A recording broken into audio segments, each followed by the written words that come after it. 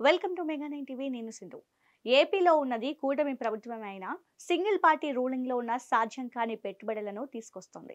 ఒక పొలిటీషియన్ లో future vision ఉంటే ఏం చేయగలుగుతాడో సీఎం చంద్రబాబు మరోసారి నిరూపిస్తున్నారు.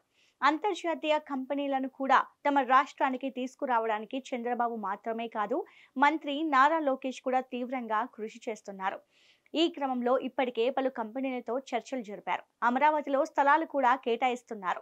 తాజాగా విశాఖపట్నంలో డేటా సెంటర్ ఏర్పాటుకు గూగుల్తో ఒప్పందం చేసుకున్నారు. 1 గిగావాట్ సామర్థ్యంతో high power cell data centre cluster ఏర్పాటు చేసేందుకు ఒప్పందం కుదిరింది.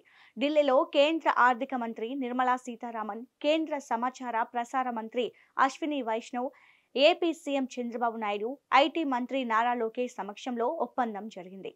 ఈ ప్రాజెక్ట్ భారతీయ డిజిటల్ పరిశ్రమలో ఒక మైలురాయి అవుతోంది.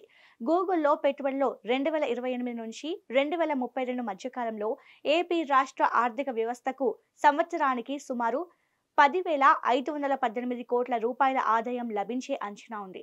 ఇది ఏపీ అభివృద్ధిలో భారీ మూలధన ప్రవాహం, విదేశీ పెట్టుబడులకు తీసుకురాగల రూపాంతరం సూచిస్తోంది.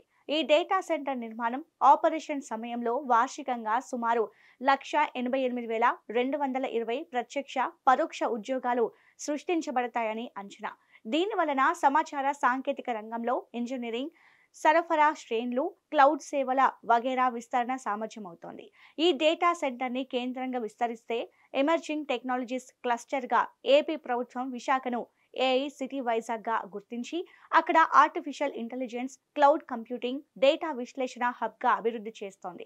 ఇది ఏపీలో డిజిటల్ విప్లవానికి దోహదం, ఆర్థిక సాకారం రెండింటికి దారి చూస్తుంది. ప్రాజెక్టుతో సింగిల్ విండో క్లియరెన్స్ విధానాలు, విద్యుత్ సరఫరా, పునరుత్పాదక శక్తి వినియోగం, ఫైబర్ ఆప్టిక్ నెట్వర్క్ విస్తరణ, రోడ్లు, రవాణా, ఇంధన వ్యవస్థల మెరుగుదల వంటి ప్రయోజనాలు ఉన్నాయి. ఈ పెట్టుబడి ఏపీలోనే కాక ప్రపంచవ్యాప్తంగా భారతదేశం సాంకేతిక శక్తి, డిజిటల్ ఆర్థిక వ్యవస్థ అభివృద్ధికి పెద్ద ప్రేరణగా నిలవనుంది.